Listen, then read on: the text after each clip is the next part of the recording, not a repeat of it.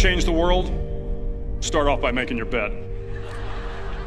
If you make your bed every morning, you will have accomplished the first task of the day.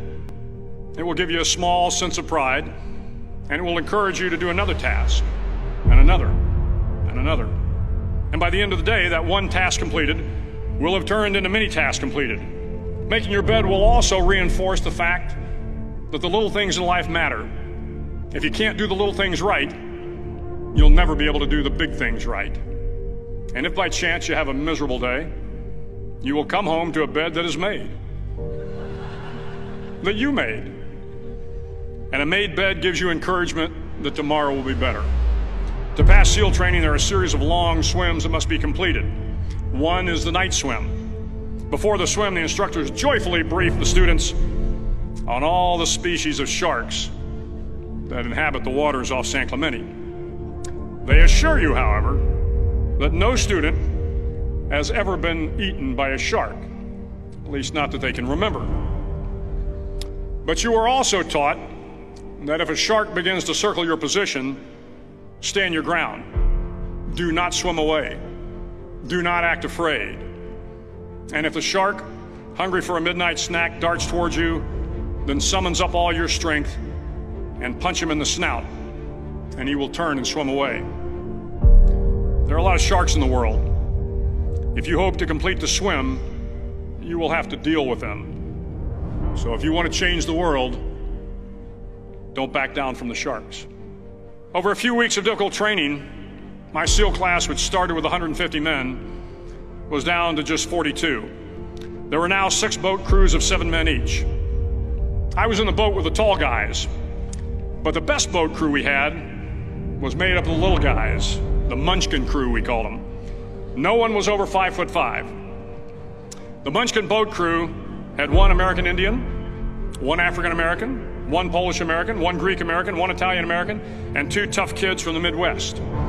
They out-paddled, outran, and outswam all the other boat crews. The big men in the other boat crews would always make good-natured fun of the tiny little flippers the Munchkins put on their tiny little feet prior to every swim. But somehow these little guys from every corner of the nation and the world always had the last laugh, swimming faster than everyone and reaching the shore long before the rest of us. SEAL training was a great equalizer. Nothing mattered but your will to succeed, not your color, not your ethnic background, not your education, not your social status. If you want to change the world, measure a person by the size of their heart, not by the size of their flippers. The 9th week of training is referred to as Hell Week. It is 6 days of no sleep, constant physical and mental harassment, and 1 special day at the Mud Flats. The Mud Flats are an area between San Diego and Tijuana where the water runs off and creates the Tijuana Sloughs, a swampy patch of terrain where the mud will engulf you. It is on Wednesday of Hell Week that you paddle down in the mud flats and spend the next 15 hours trying to survive the freezing cold, the howling wind, and the incessant pressure to quit from the instructors. As the sun began to set that Wednesday evening, my training class, having committed some egregious infraction to rules, was ordered into the mud. The mud consumed each man till there was nothing visible but our heads. The instructors told us we could leave the mud if only 5 men would quit. Only 5 men, just 5 men, and we could get out of the oppressive cold. Looking around the mud flat, it was apparent that some students were about to give up. It was still over 8 hours till the sun came up. 8 more hours of bone-chilling cold. The chattering teeth and the shivering moans of the trainees were so loud, it was hard to hear anything. And then one voice began to echo through the night.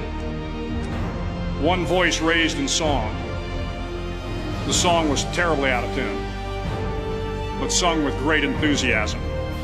One voice became 2, and 2 became 3, and before long, everyone in the class was singing. The instructors threatened us with more time in the mud if we kept up the singing, but the singing persisted, and somehow the mud seemed a little warmer, and the wind a little tamer, and the dawn not so far away. If I have learned anything in my time traveling the world, it is the power of hope. The power of one person, a Washington, a Lincoln, King, Mandela, and even a young girl from Pakistan, Malala. One person can change the world by giving people hope. So if you want to change the world, start each day with a task completed. Find someone to help you through life. Respect everyone.